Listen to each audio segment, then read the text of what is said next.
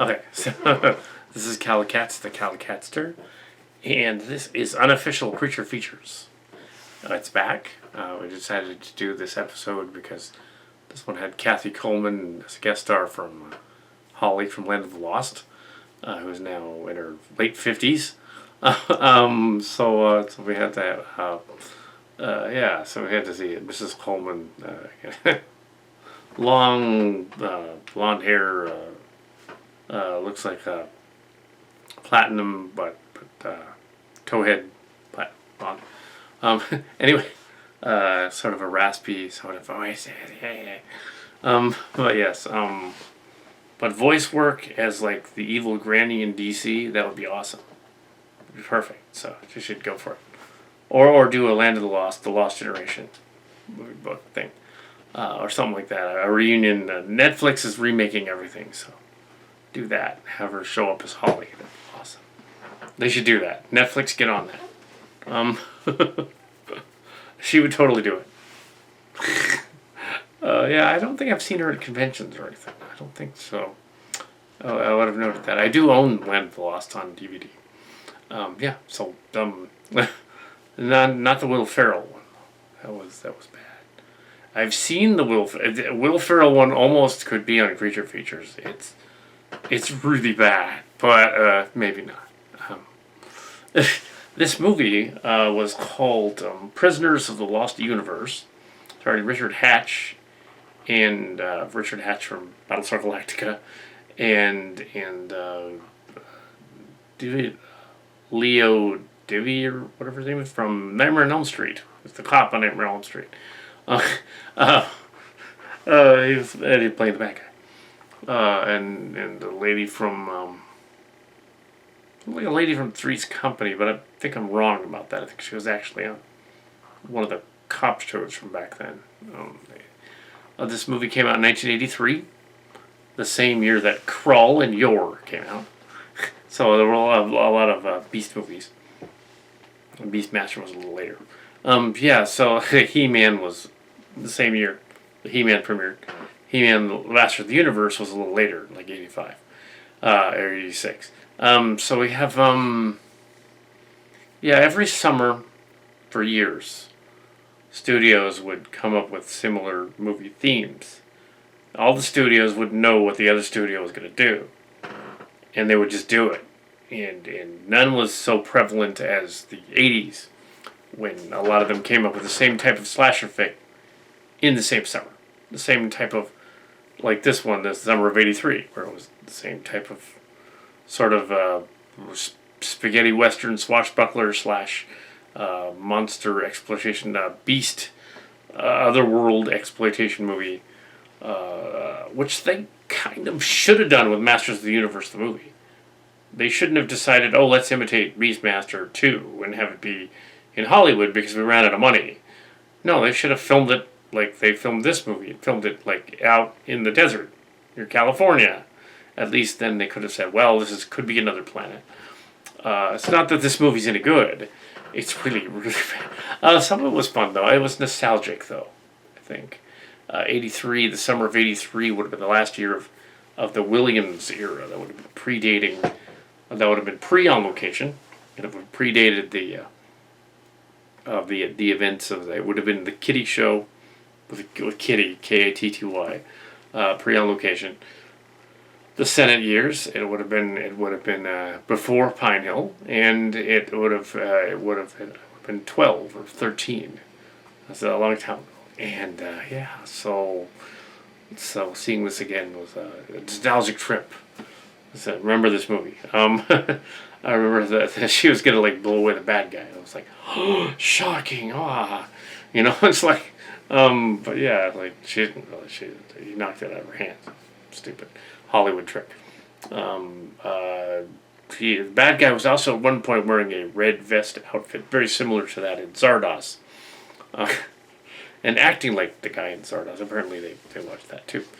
Zardoz was a little earlier, though, I think. Anyway, it was in the 70s. James Bond.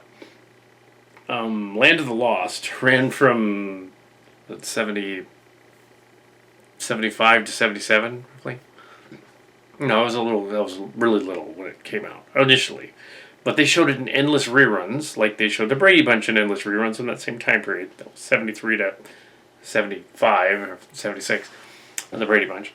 And by showing these movies, the shows like this in endless rerun on TV 36, and Channel 2, they were and TV 20, they were the TV 44. They would show these endless reruns of these shows over and over again. So and classic Star Trek as well. It was on Channel 2 in the evenings during dinner time. So yeah, it was prime time Star Trek, prime time.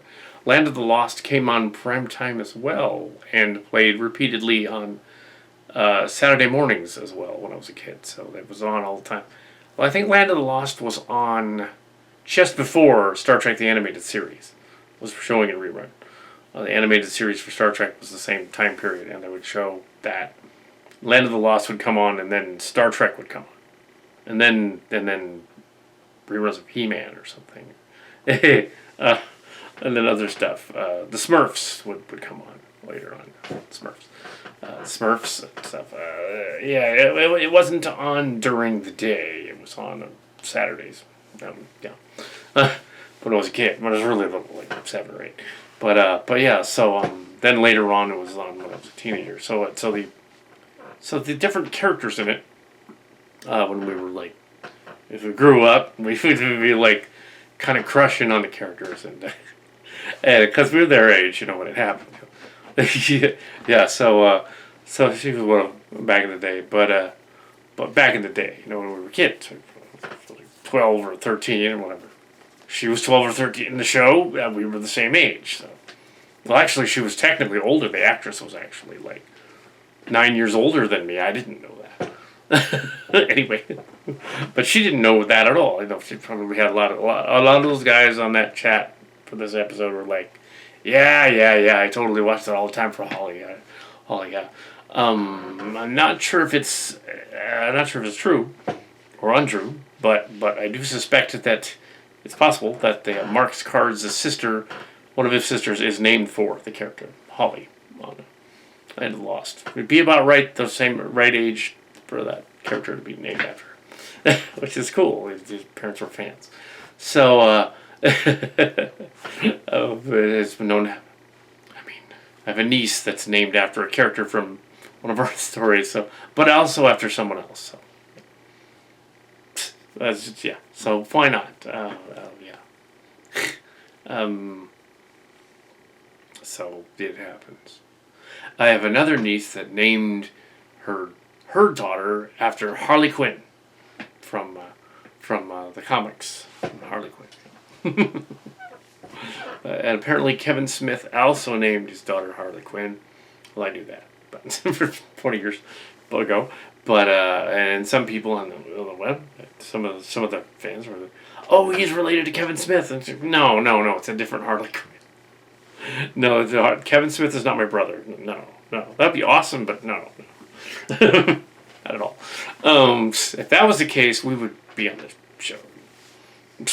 Say, hey, put me on a show. Yeah, no. But at some point in the future, there should be a total, the cantina. We should appear at the cantina. Mark's Cards and I should appear at the cantina. Or the Kevin Smith, the rabid Kevin Smith fan, the other nephew, K.O. Dan, and I should appear at the cantina. Because that makes sense. It's like, he's the fan. He'll offer him the wacky tobacco or something. I'm like, yeah, cool. I don't have that stuff. Anyway, so I just don't. Anyway, so what all that other stuff? They moved the Secret Stash comic book shop down the street in Jersey. One of my sisters is in Jersey. They moved it. They moved it down the block. So it's still there, but they moved it down the block. So let's check that out a little later. But yeah, it's a comic shop. It's not actually a stash. It's a comic shop. Anyways, so back to the story here.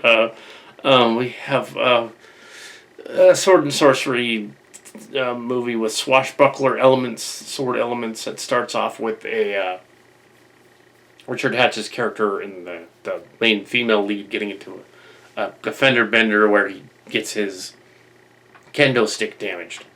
And then they end up going to a secret lab where her professor works, and she's like a TV, sort of an Ancient Mysteries. There's a show In Search of Ancient Mysteries from that time. She's sort of playing that kind of character. She's sort of playing the Rod Serling, Leonard Nimoy type of character. So she's like, who was also Spock. Leonard Nimoy type of character. So she's, the professor has built a dimensional portal gate. A la later Stargate. There's a lot of references to other stuff in here. Some of the and the weird, Richard Hatch was on Battlestar Galactica, the original, the classic, and the remake. He started on the remake as somebody else. And he was on a show, Battlestar Galactica, which was created to cash in on Star Wars. It was sort of a Star Wars rip-off / Star Wars that's almost like close enough. And then there was like a bunch of sci-fi shows that copied. Everybody was copying Star Wars. 77, 78, 79, 80. These movies of the summer, there goes more space movies. Copying Star Wars. Including Star Trek The Motion Picture in 79. Which is like, okay, we're going to do a Star Wars. So every year there was a new one. 2001 A Space Odyssey doesn't count in there because it was 69. It was actually 10 years earlier. But yeah, groundbreaking as well. Film school geeks, you're going to watch 2001 A Space Odyssey. You're going to watch that. You're going to watch the original Star Wars. Watch the motion picture. Yeah. Anyways, yeah. So, along with those other classics like Citizen Kane and Casablanca, and the ones that aren't science fiction. You wouldn't watch this movie, though, for classics. You'd watch this movie and how not to do a movie. Although some of the musical tracks were fun. Stolen from spaghetti westerns. Stolen from random, weird Indian music. Stolen from swashbuckler pirate movies. At one point, gladiator comedy movies. Sword and sorcery movies. Different soundtracks. I don't think it was a Roger Corman movie, though. They just used Corman-like elements. I think it was one of his. It didn't seem to have end credits either, but they might have cut them out. So they get transported to this other world. Called Prisoners of the Lost Universe. It probably should have been called Prisoners of the Lost World. But I guess there was a Lost World movie and they couldn't... Previous one that was very similar, so they couldn't call it that. So Prisoners of the Lost Universe. Prisoners of the Lost World, Prisoners of the Lost Continent, something like that. Would have been a better title. It's another dimension where apparently the air is fine. They can breathe it. They encounter blue creatures and creatures with flashy lights for eyes. And sort of Morlock creatures at one point. All kinds of critters. The world building is quite astounding for something this cheesy and low budget. The professor guy is using gunpowder, giving it to the natives, going off as a sorcerer. The evil villain guy is chewing scenery. Yum, yum, yum, yum, yum. He's misogynistic and evil. Everybody's kind of misogynistic, but he's really over the top. And it was a consensus among the blog that during this that he was overcompensating. Yeah, he wasn't interested in the girls. He was pretending he was, but no, he was closeted, and he was just, I need to be mean to these women. Prove how awesome and manly I am, and then I need to do these other mean things to prove I'm really manly and not at all sissy. It's like, okay, dude, you're obviously in the closet. Just come out. but yeah, you'd be happier. Go for the. Yeah. Anyway, so we have a closeted villain that's clearly gay. 80s closeted villain guy. Your classic schoolyard bully who has power because he has a whole planet all to himself. Who is closeted. They don't address that, but they kind of do. Then we've got Richard Hatch and the little person dude from Waxwork. It wasn't Labyrinth. He was from... It wasn't Leprechaun. Although they did Leprechaun music at one point. He was from something famous. One of the Troll movies or something. But yeah, his voice was very distinct. He was around in the 80s. So he's out there. He's doing his thing. They're wearing the plaid flannel shirts, a la Land of the Lost. That's where the connection is they had the red flannel shirts. I'm not sure if I don't have. Cut that out. Here is a flannel shirt. It's not the one from the series. Okay, here we have a blanket from Sears. All right. We cut out the underwear part. I want to show underwear. It's funny though, but we don't want to do that. So anyway, we have the aliens. We have. Well, they're not aliens. They're on an Earth-like planet. They all seem to be humans, or they lost humans that fell through the portal as well. It's magic almost. I'm not sure. They didn't have the budget to make aliens, but they tried. They had those weird lemming things that went over the cliff. Even though the whole lemming thing was staged. Disney did, early Disney nature way back in the day, staged the lemmings and pushed them off the cliff. And then said, oh look, the lemmings are suicidal. And then it became a meme almost when the internet started. But no, they forced them off the cliff. That was screwed up. They totally forced them off the cliff. They know what they did. They wouldn't do that on their own. Things don't stampede off the cliffs to their deaths. It doesn't happen. But yeah. But anyway, so. Yeah, they got the professor has gunpowder. He's nitroglycerin. They have to stop the professor. The professor tries to let the girl out. Let the guy out. Tells him to leave, and the girl's going to stay. The girl is trying to trick the bad guy by getting him drunk, which doesn't work. Then she grabs it, gets a gun, and she's going to shoot him. And I'm kind of summarizing the whole movie. It's like, there was a lot of swashbuckler fights to get up to that point, though. A lot of sword battle. Because earlier on they mentioned the kendo stick thing. That he has a kendo stick, so maybe he knows martial arts. Well, the kendo stick, similar to a bow staff, which was my the bow staff was the training weapon of choice at the Jung Swan that I used. The bow staff, like Donatello from Ninja Turtles, and the bow staff. So I wasn't Donatello, but I had the bow staff. And short bow, long bow and short bow. So yeah, long tom bong and bong, bong, dude. No, not that kind of bong. Bow staff. So short stick and long stick, bow staff. And so you could do certain things with a kendo stick, but it's not a sword. Sword is different. Sword is different kinds of fences and rapiers and swords and things and how to do the sword and like this and all that.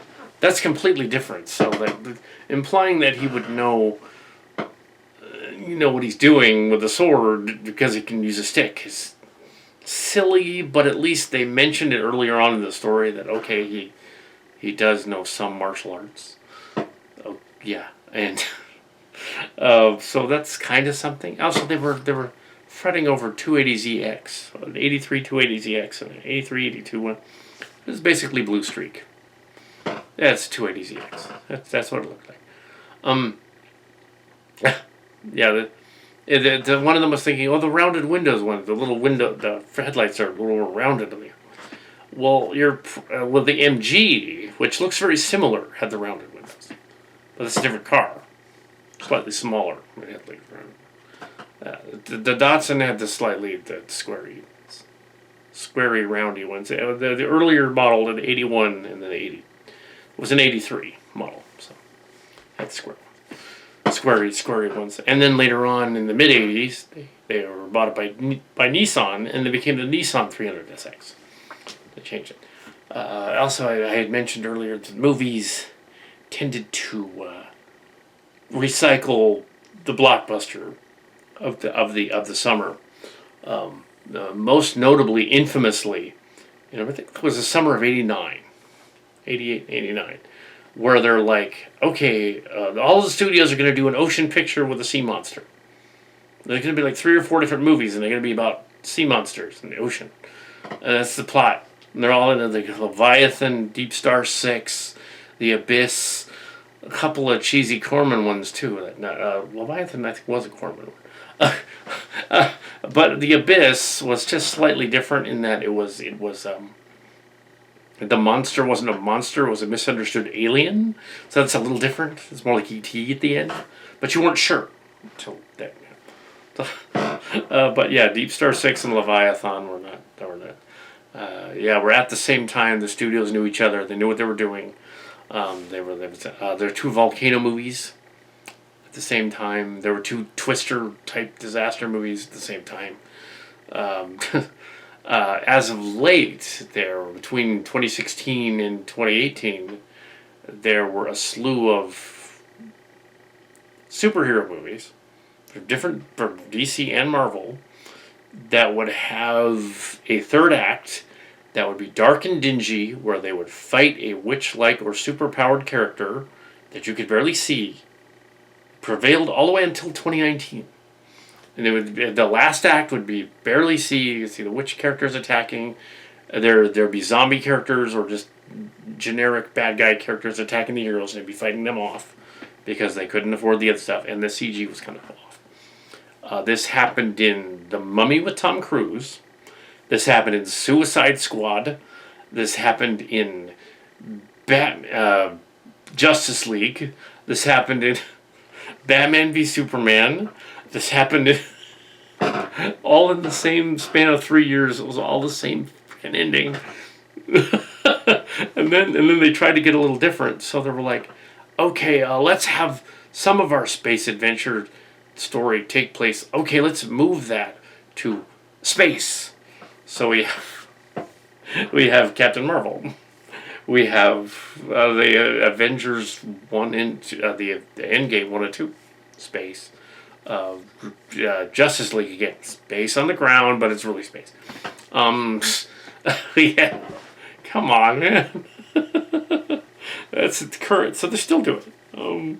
And then just to throw a monkey wrench into the works, they had Shazam, which I think was 2019. Shazam came out, and they're all, okay, we don't want to do it a dingy background thing because we've got these colorful looking suits. So we'll make the bad guys dingy, but it'll still be. But we'll set it in a circus. We'll set it in a carnival. No one will copy that. Toy Story 4, same year, 6 months later. Carnival Circus is the last act of the movie. They're in a carnival. Of course, there was a carnival through about a third of it, but still, come on. Guys knew what each other were doing. I know that they animated Toy Story later, but they did change the ending of Toy Story 4 to be the carnival scene at the end. So they did actually change that a little. They wanted it to be different. They didn't want it to make it like The Incredibles 2, because it would have been.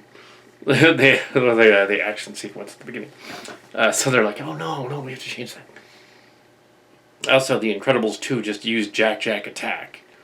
They just put it in the movie. Like, that's cheating. Okay. No, anyways.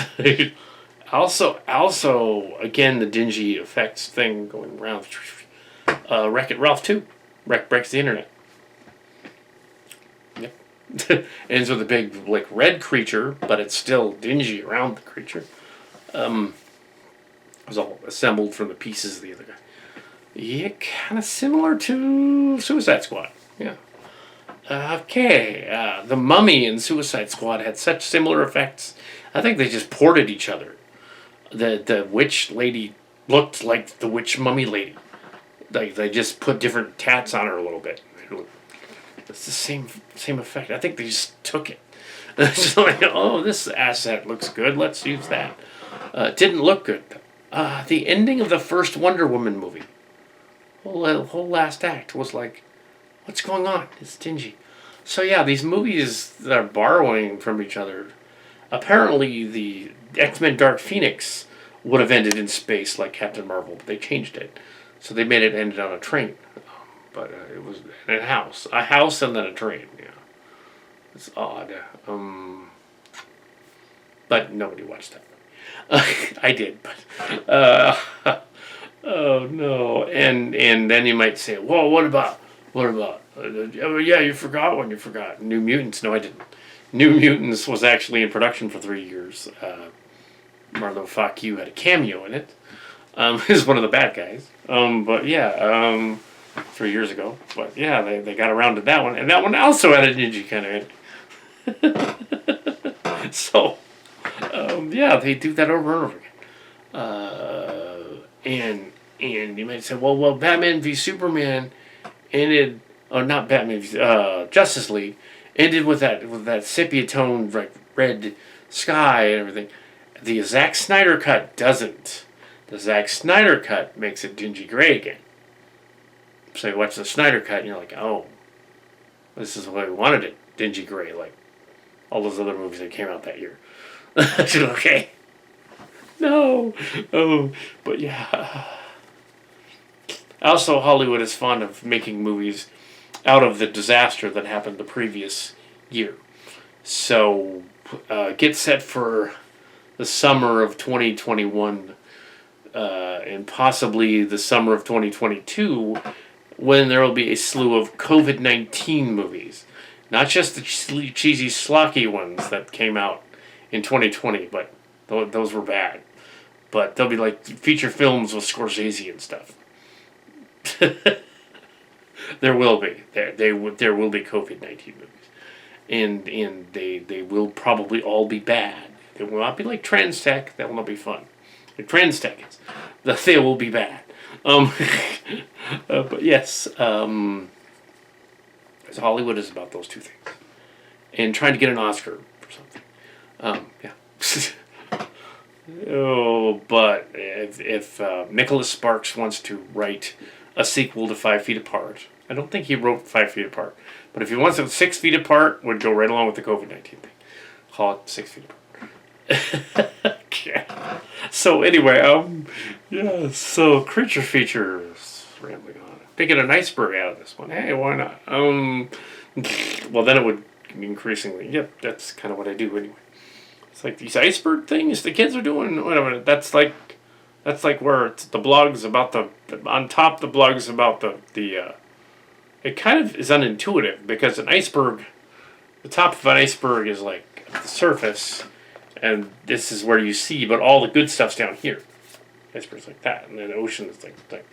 So technically, the good stuff would be down here, whereas the way they describe an iceberg as a blog, they say all the stuff is up here, like it's a story you're telling, and the key stuff is up here with the story you're telling, and then everything else follows like a world building.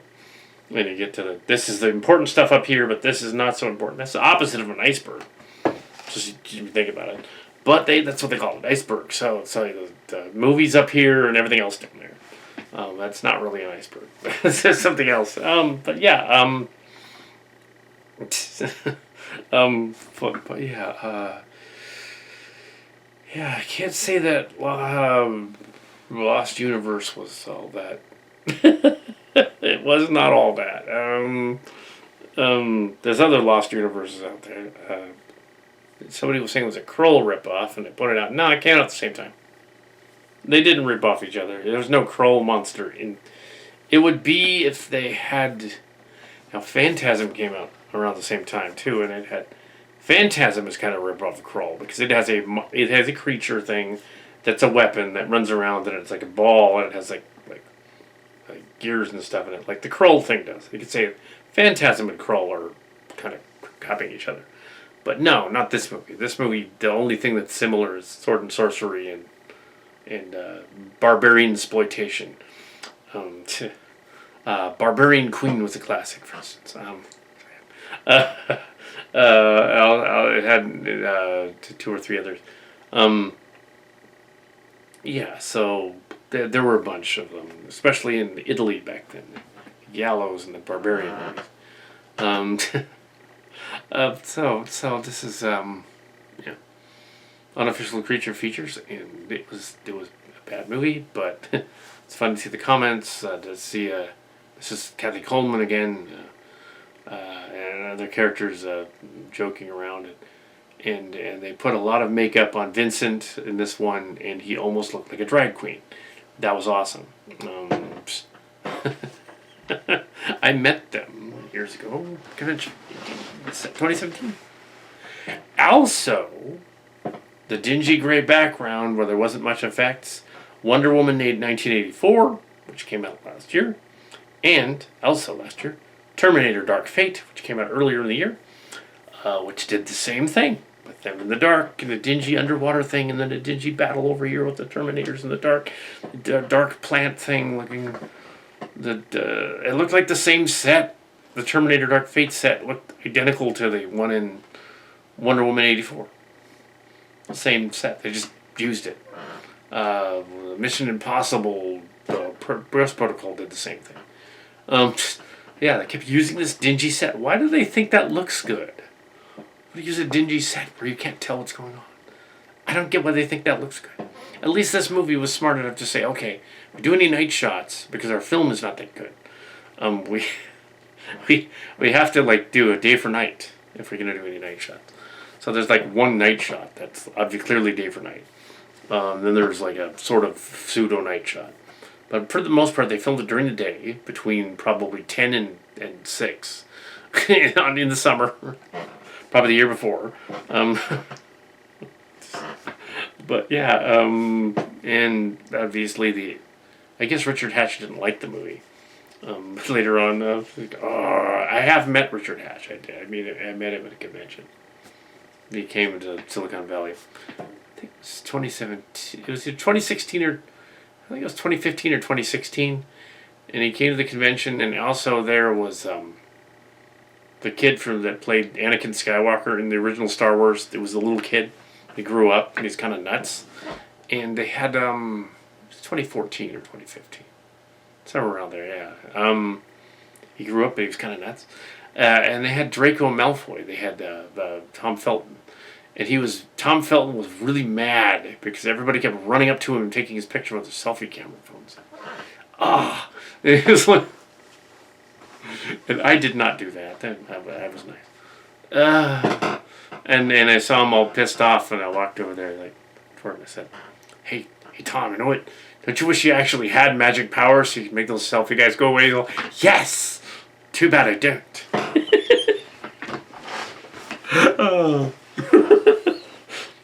If I had a magic wand, I would expedite them. Ding, ding, ding, ding, ding, ding. Stupefy.